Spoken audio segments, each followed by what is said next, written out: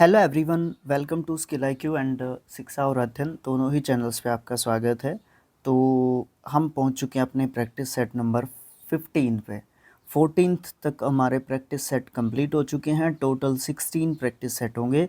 ये second last part रहेगा। Total हमारे जो ईडियम्स एंड फ्रेजेस आपको मिलने वाले हैं स्किल आईक्यू या फिर शिक्षा और अध्ययन पर, ये ध्यान रखिएगा। इसके बाद ईडियम्स एंड फ्रेजेस आपको नहीं मिलेंगे। उसके बाद एंटोनियम्स एंड सिनोनियम्स की सीरीज़ आपको कंटिन्यू करनी है। ओके, तो उसके लिए आपको शिक्षा और अध्ययन को आपको सब्सक्राइब करना पड़ेगा। ठीक है, इस बात को ध्यान रखना होगा आप लोगों को। ठीक है, वहाँ पे स्किल आईक्यू पे हम लोग अपनी टेस्ट सीरीज़ को रखेंगे।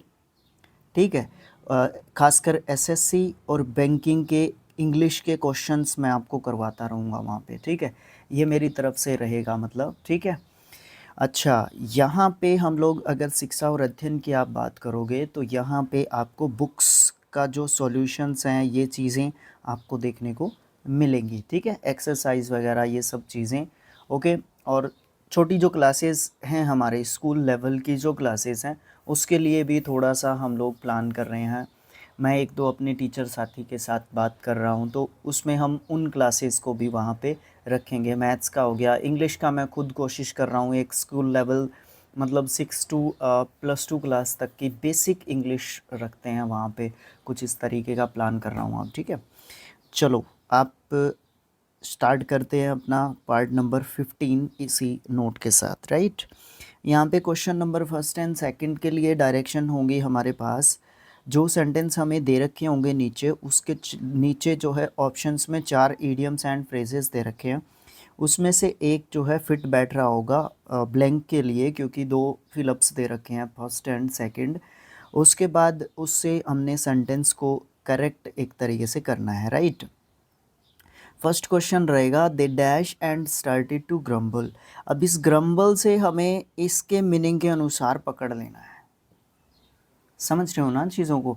हमें है ना, वही तो चीज़ है ना कि हमें दिमाग लगा के थोड़ा सा काम करने की ज़रूरत रहेगी। तो यहाँ पे ग्रम्बल से आप लोग पकड़ सकते हो। हिट द सैक क्या होता है? हिट द सैक होता है जब हमें नींद आने लग जाती है तो हम सोने के लिए चले जाते हैं, तो ये नहीं हो सकता। ठीक है ना, तो हमारा ये आंसर नहीं हो पाएगा यहाँ पे। दूसरा यहाँ पे क्या दे रखा है? Knitted their brows. Knitted their brows का मतलब क्या होता है? अपनी बाहें चढ़ा लेना। अपनी बाहें चढ़ा लेना का मतलब क्या होता है कि आप जो है गुस्से में हो गए हो, तो हमारी जो आँखें होती हैं इनके ऊपर का जो हिस्सा होता है उसको थोड़ा सा ऊपर जब हम करते हैं तो उसको बाहें चढ़ाना एक तरीके से बोलते हैं। अभी मैं धीरे धीरे डेवलप कर रहा हूँ ये चीज़ें, क्योंकि हम पीपीटी नहीं बना रहे हैं ना, हम एमएस वर्ड में आपका जो ये है A4 जो है प्रिंटेबल फॉर्म में अभी हम इनको बना रहे हैं। तो पीपीटी जैसे बनाएंगे, पावर पॉइंट में प्रेजेंटेशन बनाएंगे, तो यहाँ पे आपका पिक्चर भी हम इंसर्ट कर सकते हैं। लेकिन यहाँ पे पिक्चर इंसर्ट नहीं हो सकता। तो ये भी आगे कोशिश करूँगा। मैं अभी डेवलप कर रहा हूँ, मैं भी सीख रहा हूँ चीज़ें। मैंने बोल रखा है आपको पहले ही कि हम लोग है ना क्या करते हैं कि हम लोग है ना सीख रहे हैं मिल के, मैं भी और आप भी। ठीक है ना, यहाँ पे कोई टीचर स्टूडेंट वाली बात नहीं है, बट इसको एक सिस्टम के तरीके से हम लोग डेवलप कर रहे हैं, वो एक अलग चीज़ है। बट एटलीस्ट आपको फाइनेंशियल सपोर्ट ज़रूर चाहिए होती है। लेकिन यहाँ पे ऐसा कुछ नहीं है कि मुझे ही सब पता है, ऐसा कुछ नहीं होना चाहिए। ठीक है, आपका बराबर का योगदान है। अगर आप लोग सब्सक्राइब करोगे, मुझे सब्सक्रिप्शन बढ़ते दिखेंगे तो मुझे मोटिवेशन मिलेगा, व्यूज़ बढ़ते दिखेंगे, कुछ मुझे मिलता दिखेगा, तो और भी ज़्यादा मुझे मेहनत करनी पड़ेगी। राइट, नहीं तो फिर एक दिन इसका शटर डाउन करके मुझे किसी स्कूल में, इंस्टीट्यूट पे पढ़ाना पड़ेगा। राइट, काम तो भाई चलाना ही है, दुनिया में आए हो तो काम तो अपना चलाना पड़ेगा। वापस क्वेश्चन पे आते हैं। तो क्या है यहाँ पे होगा knitted their Broz.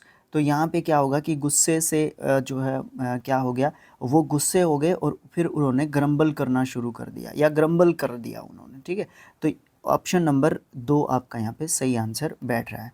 Miss the boat क्या होता है कि आपने किसी अपॉर्चुनिटी को मिस कर दिया, एक तरीके से आपने किसी अवसर को गंवा दिया एक तरीके से। ठीक है, फिर आता है किल 2 बर्ड्स विद 1 स्टोन। एक ही प्रयास में 2 काम मैंने अपने सिद्ध कर लिए। तो ऑप्शन नंबर 2 आपका यहाँ पे सही आंसर रहेगा। अच्छा, पीडीएफ मैंने ऑलरेडी डाल दिया है, आप अपने टेलीग्राम चैनल पे देख सकते हैं। स्किल आईक्यू को हर जगह आप जो है सपोर्ट कर सकते हैं, फॉलो कर सकते हैं, सब्सक्राइब कर सकते हैं, शेयर कर सकते हैं। शिक्षा और अध्ययन सिर्फ और सिर्फ यूट्यूब पे मिलेगा, बाकी सब जगह पे आपको फॉलो करना है। इंडिविजुअली मुझे फॉलो कर सकते हैं, राजवीर सिंह को, और आप जो है बाकी सब नाम आपके स्किल आईक्यू के नाम से होंगे। आज मैंने प्रमोशन या अदर चीज़ें ज़्यादा बात कर ली, ऐसा नहीं करना, उसके लिए लाइव है हमारे पास संडे का, ठीक है। Honey, you know I hate to give you dash but can you please call when you are going to be late so that our dinner is not called। तो यहाँ पे हमारी क्या सिचुएशन सही बैठ रही है, यहाँ पे हमारी कॉल इट अ डे का मतलब होता है कि आज का काम कंप्लीट हो चुका है, ठीक है, बाकी का काम कल स्टार्ट होगा, ठीक है। तो ये आंसर हमारा नहीं हो सकता। Make a long story short, इसका यहाँ पे कोई काम ही नहीं है। लंबी एक कहानी है, उसको मैं संक्षेप में आपको बता रहा हूँ, इसका भी यहाँ पे कोई मतलब नहीं बनता। बीट अराउंड द बुश, ये भी कुछ इसी तरीके की बात है। इसका मतलब ये हो जाएगा कि मुझे क्या करना है, एक ही चीज़ के ऊपर जो है मैं फोकस करके बात कर रहा हूँ, या बात को घुमा फिरा के मैं बोल रहा हूँ, मेन मुद्दे पे मैं आ नहीं रहा हूँ। कर्टन लेक्चर्स या कर्टन लेक्चर्स हम लोग कहेंगे, जो कि हमारा सही आंसर भी होगा दिस पर्टिकुलर सिचुएशन के लिए, या इस पर्टिकुलर सिचुएशन के लिए।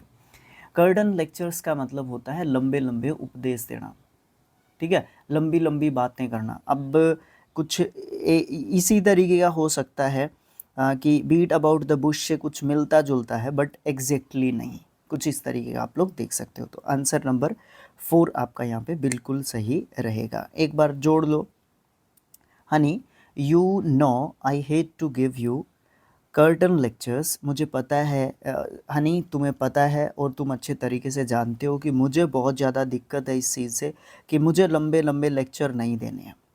But you can you please call, मुझे लंबी लंबी बात मत बताओ, मुझे शॉर्ट में बताओ। But can you please call, आप बता सकते हो when you are going to be late, क्योंकि आप जो है लेट हो रहे हो, so that our dinner is not cold. तो यहाँ पे हमारा कर्टन लेक्चर्स जो है कंप्लीट एक तरीके से सेंस ये दे रहा है। नेक्स्ट आता है द ईडियम। अब 2 के लिए डायरेक्शन यहाँ पे कंप्लीट हो चुकी है। तीसरा क्वेश्चन या नेक्स्ट जो हमारे क्वेश्चन होंगे अपने आप डायरेक्शन बताएंगे, अपने आप हम उनके बारे में बात करेंगे, ठीक है। Okay, the idiom given is followed by 4 meanings. Idiom दे रखा है, उसके 4 मीनिंग्स दे रखे हैं। Choose which one the best express the meaning of the given idiom. तो यहाँ पे हार्प ऑन दे रखा है हमारा ईडियम, इसका मतलब होता है कि किसी एक ही बात के ऊपर बार बार हम लोग बात कर रहे हैं। बीट अराउंड द बुश, यहाँ पे इसका सिनोनियम ईडियम के रूप में बोल सकते हो आप लोग, दोनों का सेम मतलब होता है। To criticise, to keep on talking, to keep on insulting, या फिर टू कमेंट। यहाँ पे हमारा आंसर होगा टू कीप ऑन टॉकिंग, सिर्फ और सिर्फ बात करते रहना, असली मुद्दे की बात ना करना, ऐसी बात के ऊपर टाइम वेस्ट करना जिसका कोई मतलब नहीं बनता है। नेक्स्ट हमारा क्वेश्चन आता है select the most appropriate idiom that can substitute the underline segment in the given sentence.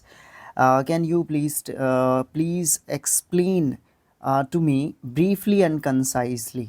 Briefly and concisely का मतलब होता है जब आप किसी लॉन्ग स्टोरी को शॉर्ट में किसी को एक तरीके से बताते हो, right. What was discussed at the meeting, मुझे शॉर्ट में बताओ कि मीटिंग में क्या डिस्कस किया गया, क्या एजेंडा, किस तरीके की बातें डिस्कस की गई। लॉन्ग स्टोरी को शॉर्ट में मुझे एक तरीके से बताओ।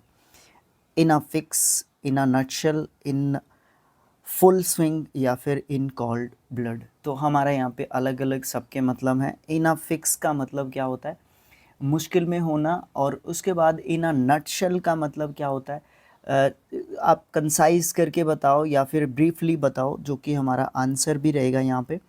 इन फुल स्विंग का मतलब क्या होता है? इन फुल स्विंग का मतलब होता है बिल्कुल पुरजोर जोर देकर किसी भी बात को एक तरीके से बोलना, ठीक है, पूरा एम्फेसाइज करके बोलना किसी भी बात को। इन कोल्ड ब्लड का मतलब क्या होता है? बिल्कुल निर्दयता की जो है बात करना, ठीक है, बिल्कुल निर्दयता दिखाना बोल सकते हो आप लोग, ठीक है। तो ऑप्शन नंबर बी यहाँ पे सही आंसर होगा। ब्रीफली एंड कंसाइजली का मतलब होता है इन अ नटशेल, मतलब संक्षेप में आप जो है बात करते हैं। जब ईडियम की बात करता है to be thick in the head means, to be thick in the head का मतलब क्या होता है? To be angry, to be clever, to be irrational या फिर टू बी स्टूपिड। तो यहाँ पे हमारा आंसर होता है to be stupid. To be thick in the head मतलब दिमाग का मोटा होना, ठीक है, ये बोल सकते हो आप लोग। मोटा दिमाग हमारे हरियाणा में बोलते हैं मोटे दिमाग के। तो इसका मतलब क्या है कि आप जो है क्या है, वो बुद्धि नहीं लगाता वो व्यक्ति जिसको मोटे दिमाग के एक तरीके से बोल दिया जाता है। असलियत में उसका दिमाग मोटा नहीं होता, मतलब उस समय पे वो मूर्खता की बात कर देता है, ठीक है, या ज़्यादातर वो मूर्खता की बात कर देता है, इसलिए उसको मोटे दिमाग के कई बार बोल दिया जाता है। टू बी अच्छा मोस्ट अप्रोप्रिएट ईडियम बताना है इसका। To be extremely careful around someone in order not to upset them. Break a leg, break a leg कब कहते हैं हम लोग? जब हम किसी को कॉन्ग्रेचुलेट करते हैं, जब हम किसी को शुभकामनाएं देते हैं, इस ये एक तरीका है शुभकामना बोलने का। Walk on egg shells, walk on egg shells का मतलब होता है देखो अंडे के ऊपर आप चल रहे हो, इमेजिन करो अंडों के ऊपर आप पाँव रख रहे हो, इसका मतलब क्या आप उनको नष्ट कर दोगे ना, तो वही यहाँ पे बात की जा रही है। To be extremely careful around someone in order not to upset them, आप जो अपसेट मत करो, थोड़ा सा केयरफुल रहो। तो इट मीन्स हमारा आंसर हमें ऑप्शन नंबर बी में हमें मिल गया कि आप लोगों को क्या रहना चाहिए, बड़ी सावधानी से पेश आना चाहिए, ठीक है, क्योंकि मामला नाजुक है। कुछ भी दिमाग में इमेजिन करना है और उस सिचुएशन को समझना है कि हमें क्या कहा गया है, क्या हमसे पूछा गया है। किक द बकेट मतलब to die, bite the bullet मतलब फेस द प्रॉब्लम या सिचुएशन या फिर सर्क्यूमस्टांस, राइट। नेक्स्ट क्वेश्चन आता है, उस ईडियम को फ्रेज को सेलेक्ट करना है जो कि सूटेबल रहता है इस पर्टिकुलर सिचुएशन में टूथ एंड नेल का सब्सटीट्यूट के रूप में या मीनिंग के रूप में, ठीक है। The land displaced people who decided to leave the village for construction of dam will fight tooth and nail for their rights. अब यहाँ पे क्या मतलब है? With aggression, with all their might, very cowardly या restoring to violence. अब यहाँ पे हमारे एक एक जो है मीनिंग को हम समझते हैं। विद एग्रेशन का मतलब आप समझ गए कि बहुत ज़्यादा आक्रामकता के साथ जो है एक तरीके से पेश आना, ठीक है, एक तो ये हम लोग बोल सकते हैं। With all their might, with all their might का मतलब क्या होता है? विद ऑल देयर माइट का मतलब होता है कि आप जो है पूरी पूरी ताकत से एक तरीके से क्या करते हैं, बात करते हैं, राइट। उसके बाद वेरी कावर्डली, वेरी कावर्डली का मतलब होता है कायरतापूर्ण जो हमारा व्यवहार होता है जब उसकी बात की जाती है उसको बोलते हैं। Restoring to violence, restoring to violence मतलब आप जो है बहुत ज़्यादा हिंसात्मक व्यवहार का क्या करते हैं, किसी भी चीज़ को ठीक करने के लिए, किसी सिचुएशन को ठीक करने के लिए उसका सहारा लेते हैं, एक तरीके से रीस्टोर करते हैं अपने वायलेंस को, ठीक है, ओके। तो वो चीज़ बोल सकते हैं हम लोग। तो यहाँ पे सिचुएशन की डिमांड क्या है? The land displaced people who decided to leave the village for construction of dam we fight tooth and nail. तो यहाँ पे विद ऑल देयर माइट जो है हम लोग आंसर यहाँ पे मान सकते हैं, क्योंकि वो पूरी ताकत से फुल एफर्ट और डिटर्मिनेशन के साथ जो क्या करेंगे, वो जो है फाइट करेंगे अपने राइट के लिए। एग्रेशन के साथ नहीं कर सकते, कावर्डली रह नहीं सकते, रिस्टोर वायलेंस अगर करेंगे तो बिल्कुल गलत बात यहाँ पे हो जाएगी। तो option number B is the right answer जो हमें हमारा आंसर प्रोवाइड करता है। ब्लैंक को फिल करना है करेक्ट ईडियम के साथ जो कि ऑप्शंस में दे रखे हैं। Tom was feeling under the weather, वो कुछ अनकंफर्टेबल सा फील हो रहा था उसको, so he decided to dash and get some rest. देखो कट कॉर्नर्स मतलब हो ही नहीं सकता। Let the cat out of the bag, secret को रिवील करना हो ही नहीं सकता। हिट द हे मतलब वो अनकंफर्टेबल फील कर रहा था, तो इसलिए उसने डिसाइड किया कि वो हिट द सैक या फिर हिट द हे कर लेता है, मतलब सो जाता है या फिर आराम कर लेता है, बोल लो आप लोग, ठीक है। तो उसको बोल सकते हैं बाइट द बुलेट मतलब फेस द सिचुएशन। इसीलिए मैं ये बोल रहा था कि ये सेकंड लास्ट पार्ट रहेगा आपका, किससे रिलेटेड, ईडियम्स एंड फ्रेजेस से रिलेटेड। मुझे नहीं लगता कि ईडियम्स एंड फ्रेजेस इससे बाहर हो सकते हैं, अगर आपने जो ये पूरा प्लेलिस्ट है आपने अच्छे तरीके से देख लिया है तो। Of the 3 criminals the police arrested 2 but 1 is still. देखो 3 क्रिमिनल्स थे, उनमें से 2 को पकड़ लिया है, एक जो है क्या हो गया है, at last, at laugh, at loss, at distance. ध्यान से समझने की ज़रूरत है। एट लॉस का मतलब होता है असमंजस की स्थिति में। एट डिस्टेंस का मतलब होता है कुछ दूरी पर जब कोई चीज़ होती है। एट लेंथ का मतलब होता है कुछ जो है विस्तारित फॉर्म की जब हम बात करते हैं तो एट लेंथ बोल देते हैं, ठीक है। एट लार्ज का मतलब क्या होता है, एट लार्ज का मतलब होता है कि अभी कोई चीज़ पकड़ में नहीं आई है, तो सिचुएशन की डिमांड क्या है, एट लार्ज मतलब एक अभी भी नहीं पकड़ा गया है, ठीक है। ओके, ये चीज़ नहीं बोलेंगे। एट डिस्टेंस हमें बिल्कुल कंफ्यूज कर सकता है, एट लेंथ भी कंफ्यूज कर सकता है। मुझे ऐसा लगता है कि एट डिस्टेंस हमें ज़्यादा कंफ्यूज करेगा बजाय कि एट लेंथ के। Question number 10, victory at the Commonwealth games was dash for the sprinter, a pool hand, an iron hand, a shot, a shot in the arm, या फिर एन अंकिल्स हील। इसके बारे में बड़ी लंबी स्टोरी है, वो मैंने आपको ब्रीफली बता रखी है पीछे, ठीक है। जब हम पार्ट्स कर रहे थे 1580 जो हमने अपने इडियम्स एंड फ्रेजेस जो हमने किए हैं उसमें बड़े अच्छे तरीके से एक्सप्लेन किया जा चुका है इसको, ठीक है। पुअर मतलब ये कोई कमज़ोरी होती है किसी की, ठीक है ना, ये किसी की कोई कमज़ोरी होती है, किसी वीकनेस की यहाँ पे एक तरीके से बात की जाती है, जो कि आंसर नहीं है। यहाँ पे विक्ट्री की बात की जा रही है, आप कमज़ोरी की क्यों बात कर रहे हो। एन आयरन हैंड का मतलब क्या होता है, एन आयरन हैंड का मतलब होता है कोई जो कठोरता से शासन करता है, तो इसका कोई मतलब नहीं बनता। अ पुअर हैंड का मतलब क्या होता है, अ पुअर हैंड का मतलब होता है कि आप उतने स्किल्ड नहीं हैं, ठीक है, इसका भी कोई मतलब नहीं बनता। आंसर है a shot in the arm. A shot in the arm का मतलब क्या होता है, a shot in the arm का मतलब होता है जो चीज़ आपको एक्सेग्रेट करती है। एक्सेग्रेट का मतलब वॉयलेंस करने के लिए एक्सेग्रेट नहीं करना, एक्सेग्रेट का मतलब यहाँ पे उत्साह, उत्साह जो आपका चीज़ बढ़ाती है, ठीक है। एक कई बार क्या होता है कि एक्सग्रेशन का मतलब हम लोग सिर्फ और सिर्फ नेगेटिव मीनिंग्स में लेते हैं, ऐसा नहीं होना चाहिए। इसको आप पॉजिटिव सेंस में भी रखोगे, सिर्फ और सिर्फ इसको नेगेटिव सेंस में नहीं रखा जा सकता, दैट्स इट। ओके, ठीक है। नेक्स्ट जो हमारा पार्ट होगा वो लास्ट पार्ट होगा और वो 16th पार्ट होगा। जैसे ही 16th पार्ट आपका आएगा उसके साथ ही आपके 160 MCQ विद एक्सप्लेनेशन आपके कंप्लीट हो चुके होंगे। सेकंड जो आपका पोर्शन दे रखा था C5 के सॉरी B5 के अंदर, ठीक है, क्योंकि B जो सेगमेंट है आपकी बुक का वो जो है रिलेटेड है पूरा का पूरा किससे, इडियम्स एंड फ्रेजेस से, राइट।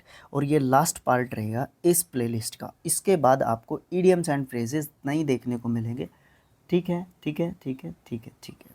अब आपका रिस्पॉन्सिबिलिटी बनता है, पूरा मैराथन भी मैं बना के इसका डाल दूंगा, सभी पार्ट्स को कंबाइन करके डालूंगा। देखो एक साथ तो सबके सबको पढ़ा नहीं सकता, मेरी भी मजबूरी है क्योंकि मैं पूरा टाइम जो है अपने यूट्यूब चैनल्स को नहीं दे सकता, ये मजबूरी बोल सकते हो आप लोग, क्योंकि यहाँ से इतना अर्निंग्स नहीं है।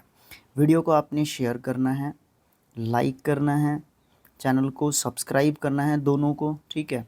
अलग अलग कंटेंट भी डालना शुरू करेंगे, कुछ तो मैंने वहाँ पे एंटोनियम डालना शुरू कर दिया है, अलग कंटेंट है वो स्किल IQ पे नहीं देखने को मिलेगा, ठीक है। और स्किल IQ पे आपको प्रीवियस ईयर क्वेश्चंस मिलेंगे with explanation, with brief explanation actually I want to say. तो दोनों पे अलग अलग कंटेंट होगा, दोनों पे यूज़फुल कंटेंट होगा, तो आप लोग दोनों को सब्सक्राइब करके रखें ताकि मुझे भी एक एनकरेजमेंट मिले, एक सपोर्ट मिले। 1K सब्सक्रिप्शन की वेट कर रहा हूँ मैं शिक्षा और अध्ययन की, और 1K फॉलोअर्स की वेट कर रहा हूँ मैं फेसबुक पेज की स्किल IQ के एजुकेशन की, ठीक है, फेसबुक पे, ओके। और वहाँ पे तो 1K क्या, इंस्टाग्राम पे तो 500 भी नहीं हुए हैं, 200 है, तो आप लोग देख लो, आपकी मर्जी है। चलाता है जो भी वो ज़रूर से फॉलो कर दे, नहीं चलाता है एक बार चला के अनफॉलो कर देना, मतलब अनइंस्टॉल कर देना एप्लीकेशन को, ठीक है, अगर आप नहीं चलाते हैं तो। मेरा चलाना मजबूरी है क्योंकि पोस्ट करना पड़ेगा, सब जगह पे आपको रहना पड़ेगा। अच्छा जी, आपको जो कमेंट्स बॉक्स है उसमें आप जो है अपने सजेशंस दे सकते हैं, क्वेश्चन के आंसर्स दे सकते हैं, सब चीज़ें कर सकते हैं। Thanks for watching, thank you so much, have a nice day.